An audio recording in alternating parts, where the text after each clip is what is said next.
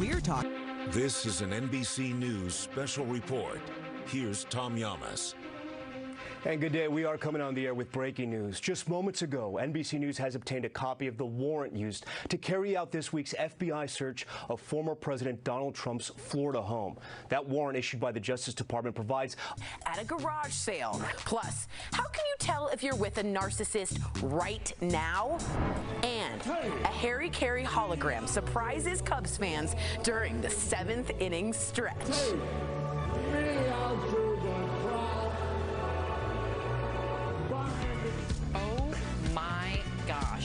Insane? This is a sham. No. No. Yeah, just stop. Finally here. Drum roll.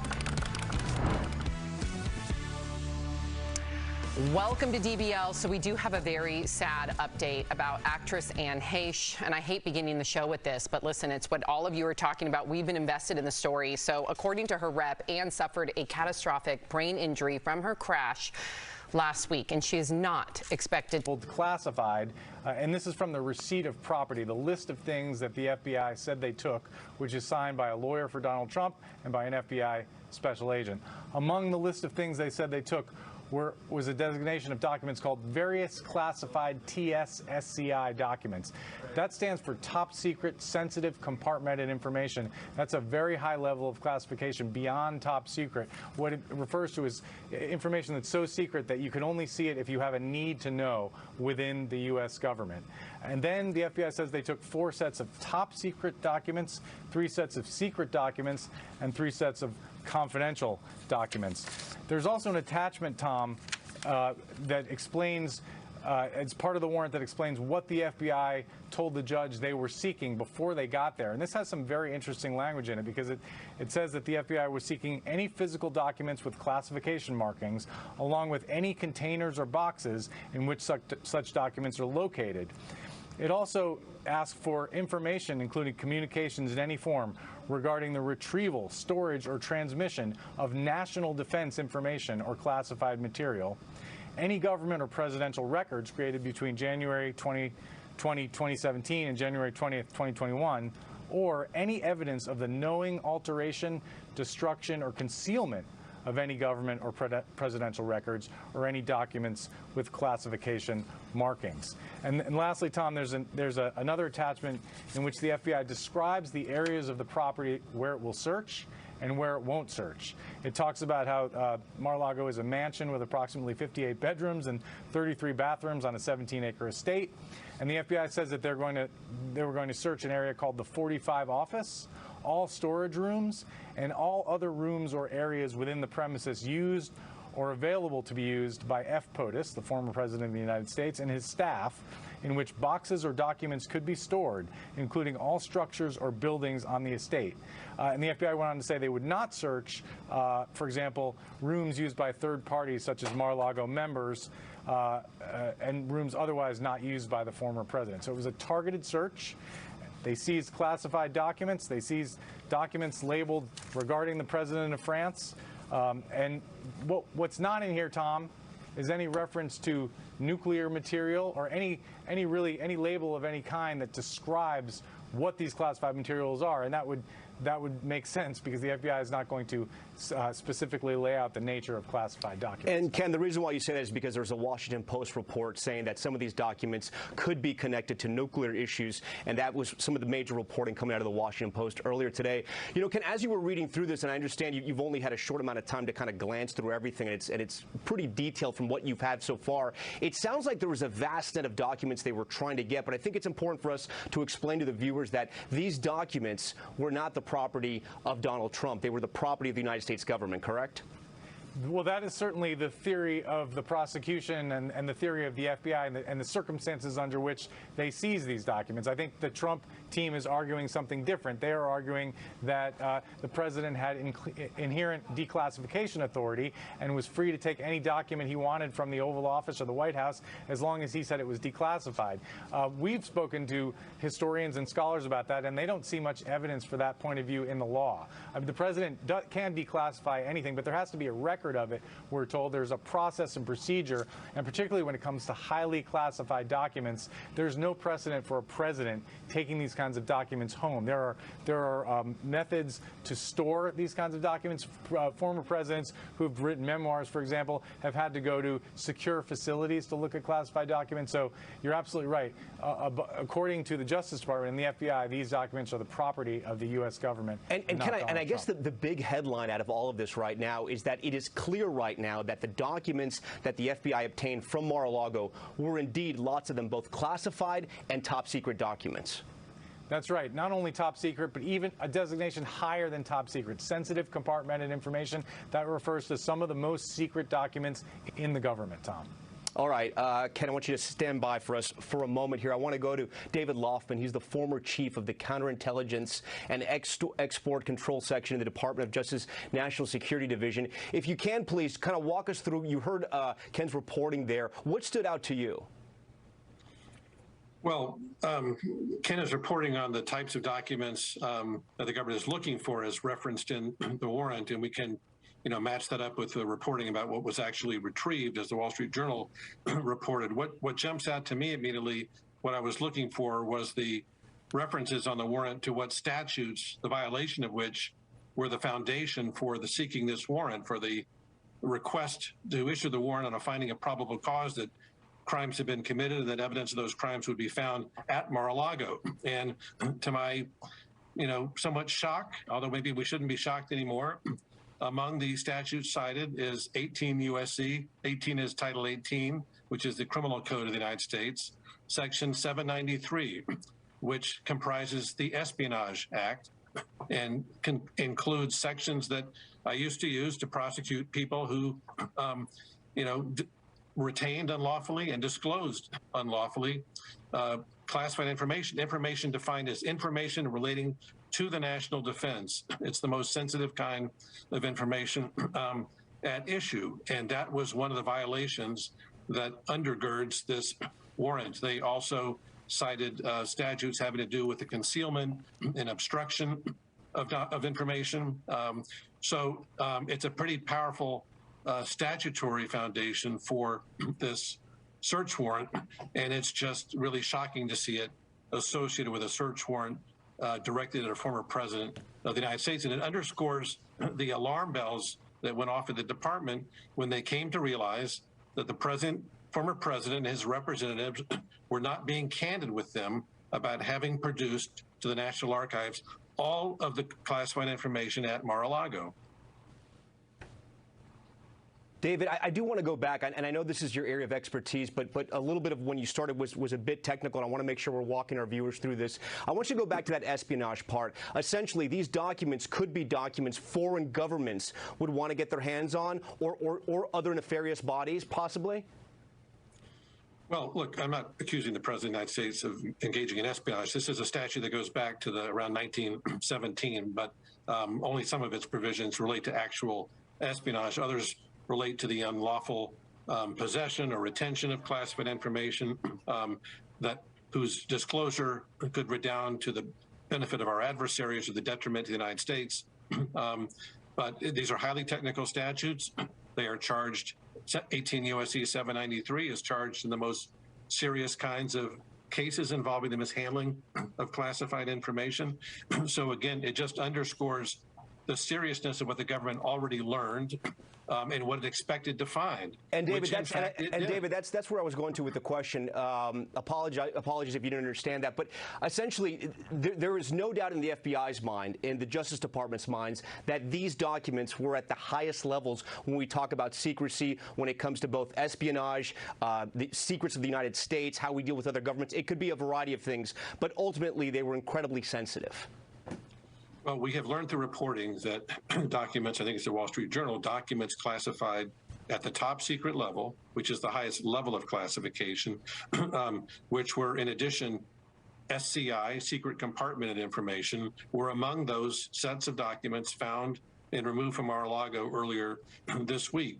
SCI is a compartment. It's not a classification level, but it signifies that among the most sensitive type of sources and methods of intelligence collection were used to gather the intelligence comprising that document, that report.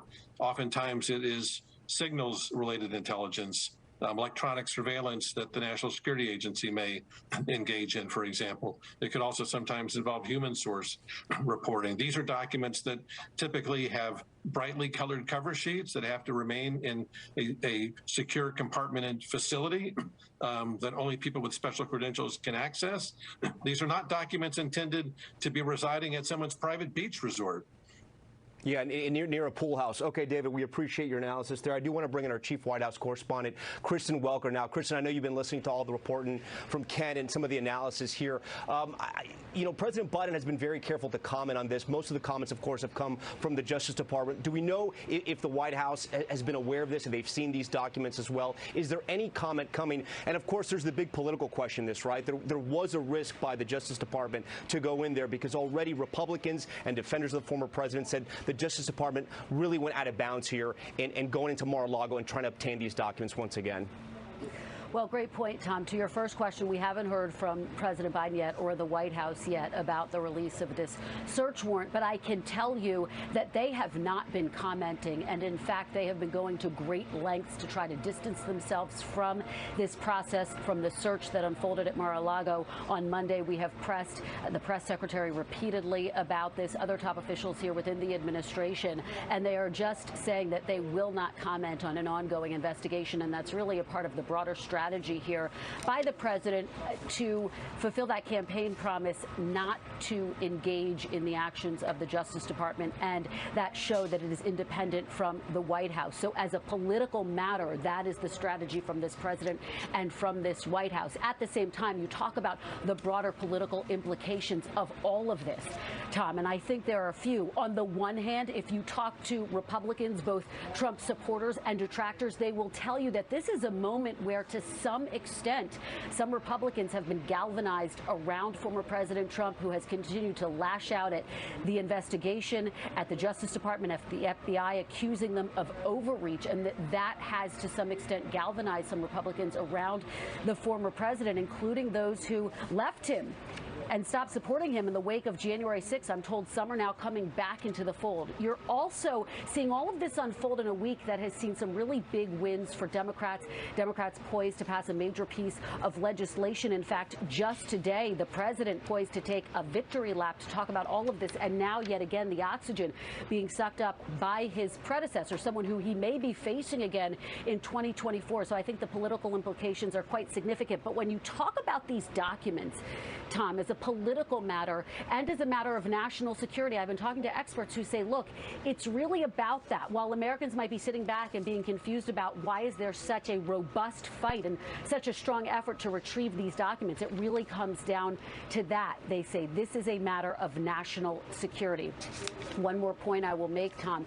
You saw this extraordinary statement from the Attorney General on Thursday coming out. It was 2 minutes, but it was a very strong and forceful defense of the decision to go in and search Mar-a-Lago for these documents, some of them classified, as Ken has been reporting at the top, as you have been talking about, and also a defense of the law enforcement officials who carried this out. It comes against increased attacks against them because as the president has stepped up his attacks, we have seen other attacks online, and of course you saw that attack against the FBI field office in Cincinnati. Now, we don't know exactly what the motive was there, but we do know that that is someone who's been active on former President Trump's social media site. And so all of those threats are things that are concerning not only the Attorney General as he laid out yesterday, but I've been talking to a number of law enforcement officials who say this is a very tense moment. They're very concerned about that stepped up rhetoric. And again, really underscoring how important they believe it was for the Attorney General to get out in front of it, to make that 2-minute statement where they believe he said quite a lot and delivered that robust defense of their actions on Monday, Tom. All right, Kristen Welker for us from the White House. Kristen, we want to thank you for that. I want to go to NBC's Ron Allen, who's at Mr. Trump's Florida residence in Mar-a-Lago, just outside there, I should mention. Ron, I understand you have some reaction from the former president.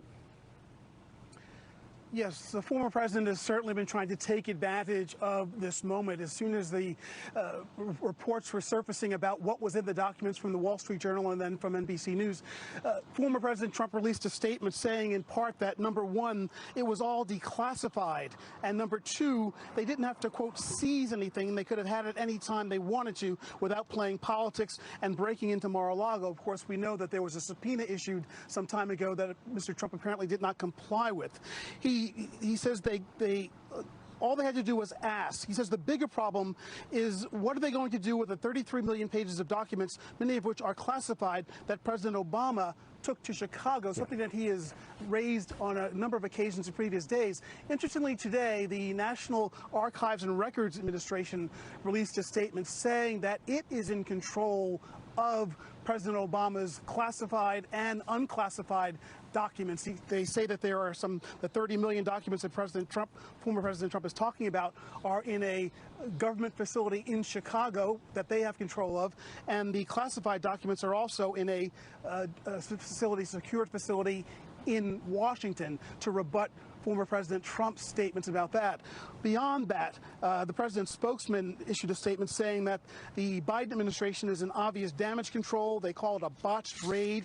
They talk about the fact that there was a handwritten note and picture book seized, trying to sarcastically allude to some of the items that were listed in the various documents, and they say this is outrageous, that this is being directed, the weaponization of the government, a phrase that the former president has used in recent days. Beyond that, on his social media feed, he has also been talking about his victories, candidates that he has endorsed in the primary season who have been victorious, and his poll numbers, something that, of course, former President Trump often likes to talk about. So clearly, he is trying to make get political advantage from this moment, while at the same time attacking the Biden administration and attacking the Justice Department and the FBI for doing this all in the first place. All right, Ron, we appreciate that. On that reporting, I do want to bring in David Loftman once again. David, walk our viewers through this. The president does have the power to declassify any documents he wants, but there is a process for that, correct?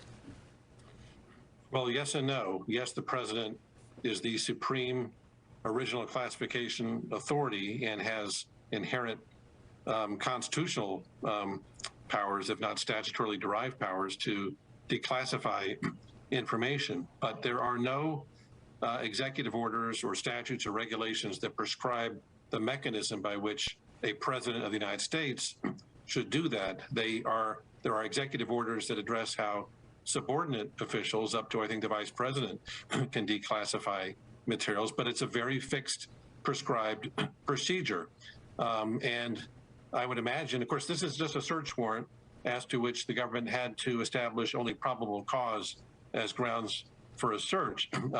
This is not a charging document. It remains to be seen whether the Department of Justice would exercise its prosecutorial discretion to charge Mr. Trump or any of his representatives with a crime, in which case they'd have to prove beyond a reasonable doubt that he committed a crime. But I would expect that the department has already closely considered and will continue to evaluate the adequacy of a defense that Mr. Trump almost certainly would make, which he's making through his public relations representatives now, that he automatically can declassify things, or just by thinking it or saying it to some aide who scribbles it on a cocktail napkin that's halfway flushed down the toilet, that he has declassified something. There has to be some sort of formalization accompanying a decision as important, as momentous as declassifying intelligence collection information. And perhaps the government has undertaken witness interviews of former White House people to former White House aides to learn more about whether Mr. Trump ever engaged in any kind of actual process to declassify information. My guess is he hasn't. But this would be a case of first impression, an issue of first impression, if the case were charged, if it were therefore litigated, because no court has ever addressed the means by which a president of the United States must declassify information. One thing I think should be determined by a judge is that it doesn't happen just in the president's head. It doesn't happen just because the president is walking around possessing this declassification authority, or even if he barks at an aide to do it. There has to be actual formal official action to do it, and it ought to be memorialized in writing. There has to be some process. You used to work at the Justice Department, so I'd like to ask you, I know you're not there right now, but I'd like to ask you, do you think the Attorney General and the FBI would go to the unprecedented step of going into Mar-a-Lago, seizing back these documents, bringing them back to Washington, if they didn't think there was more of a case, or do you think it could possibly just end here for the former president? Well, we'll have to see what, additional evidence they have obtained or will continue to obtain that would potentially support criminal charges. We don't have visibility into that. What is clear is that they had an abundance of probable cause to seek this search, that their narrative representations, factual representations to the magistrate judge in Florida were completely borne out by what was retrieved from Mar-a-Lago, because what has been reported is that boxes of classified information, classified as high as top secret SCI, were retrieved. That's exactly what they were concerned about. So they have more than borne out the basis for the search warrant. Now it remains to be seen what else they have learned through other investigative steps, what more they will learn, whether they believe the evidence is sufficient to obtain and sustain a conviction if they were to charge. That's the standard set forth in Department of Justice enforcement policy for any prosecutor to criminally charge somebody with a crime.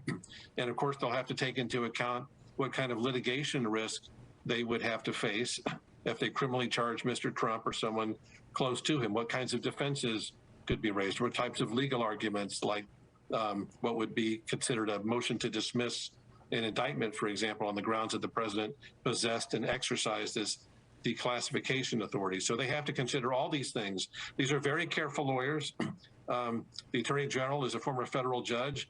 They're going to proceed with meticulous care to ensure that they're complying with the rule of law, that they have taken on board what judicial precedent there is that would be brought to bear in evaluating their legal arguments if they are litigating charges down the road.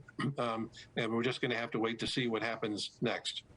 David, just I know you don't want to speculate too much, but I know a lot of people are going to sort of hone in on the president of France and documents related to the president of France. What kind of information could there be there? And generally speaking, that the FBI and the Department of Justice would want back and the National Archives would want back? Well, I don't know what the nature of a classified document regarding conversations with the president of France could be if they were discussing defense policy or foreign policy affairs or intelligence cooperation. It's not President Macron's favorite recipe for cassoulet. It's something, of a nature that would require classification. So, presumably it would have to do with the topic area that would be in the national defense or foreign affairs realm. David, we appreciate your analysis. I want to go back to Ken Delaney. And Ken, as we've covered the president when he was the president, before he was even president, Donald Trump has never been on the same page with any body that's investigating him. But on the unsealing of this search warrant, both he and the Justice Department were both okay with this being made completely public. That's right, Tom, and it's a bit of a formality now, but we've just moments ago seen a filing by the Justice Department that explains that tells the judge, the magistrate judge in this case, Bruce Reinhart down in Florida, that both parties agree to support the Justice Department's motion to unseal this warrant and this receipt document. And interestingly, the document is signed by Jay Bratt, who's the Justice Department's chief of the Counterintelligence and Export Control Section. And he is the official who we believe was down in Mar-a-Lago negotiating with the Trump lawyers back in June. And he's a pretty high-level official at the Justice Department in charge of national security matters. So it just underscores the importance with which the Justice Department is and the momentousness with which the DOJ is approaching this case, Tom. Yeah, I want to bring in Frank Figluzzi. He's the former assistant director for counterintelligence and the FBI. He's also an NBC News security analyst. He joins us by phone now. Frank, I have to ask you, having worked in this area, if you were on the other end of a phone call knowing that a former president had top secret classified documents underneath his pool house, what would you have thought? Well, this is cringeworthy in terms of the potential damage to national security. And, one of the thoughts that runs through my head is why now? And it really, while this is conjecture, it's been over a year that this sensitive information has been in a place it should never have been. And so that points toward specificity of timing, that something triggered this about, hey, we know where this is and we now know what it might be. And I think that's what prompted the move now. What jumps out at me reading the warrant is that there are 3 statutes listed as potentially being violated. And they didn't have to list 3. They could have listed 1 or 2, but they've listed 3. And what jumps out at me is that the first statute listed, Title 18, 793, is an espionage statute. That is amongst the most serious crimes you can be charged with in the United States government. So elements of that statute involve not only possessing unlawfully national defense information, but there's a possibility within the provisions of that statute that you're transmitting it. So they can't, it appears to me that they can't yet rule out the possibility of espionage. And then another statute they've listed, Title 18, 2071, would actually, if he's convicted of it, if someone is convicted of it, would preclude that person from holding future office. So they went ahead and listed 3 significant statutes. They did it because they apparently cannot rule out the most serious crimes in our government. Frank, I got to ask you, for these documents to be labeled classified, top secret, sensitive, compartmented information, is there any chance that these documents aren't that important, or just to get that classification to be stamped top secret, classified, it has to be of the utmost importance? Basically, what I'm getting at is there any chance here the president thought these documents weren't that important? No, when you're at the level now, and we've got confirmation. First, we had the Washington Post reporting. Now we have confirmation and seeing what's called the return, or some people call the receipt of what the FBI took from the search, and we see confirmation that there is top secret documents amongst this. In the Washington Post reporting, there may be compartmented top secret. You need to understand that that is the most sensitive information in the U.S. government, that it often involves singular sources and methods, that the definition of top secret means that which, if compromised, could potentially cause exceptionally grave damage to national security. That's the language, exceptionally grave damage. And when you're talking about compartmented top secret, it means a very limited number of people are even allowed to get read in and read out, and they must have a need to know at that time. So there's no way to look at this and say that this is inconsequential information. Frank, we appreciate that. I do want to go back to Kristen Welker, who covered President Trump when he was there in the White House. And Kristen, I know you have some more about the president's thinking in wanting this search warrant to be released, because as we're getting more and more information, you do have to ask yourself why the president, who at times ran on his national security record, would want people to know that he had documents that were sensitive to national security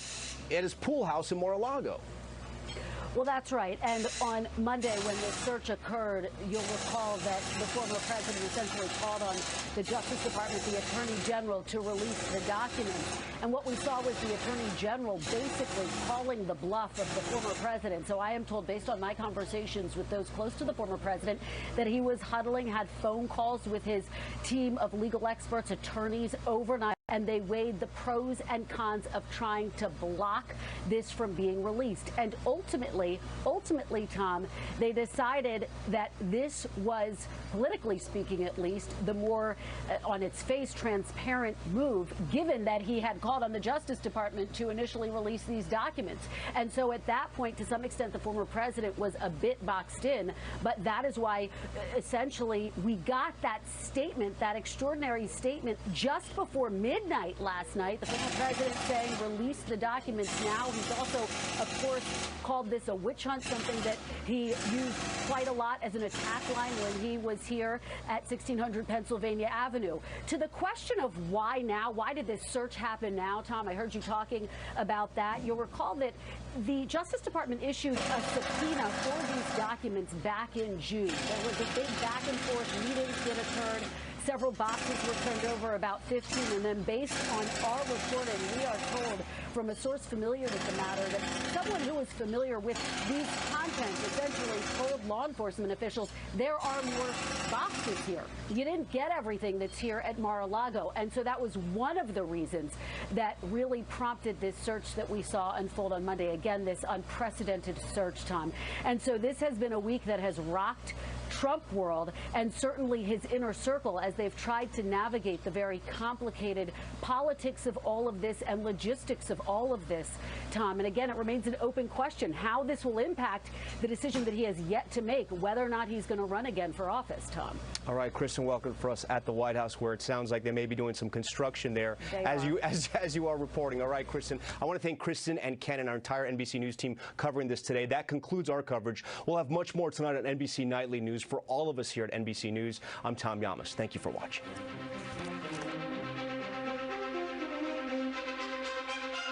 Months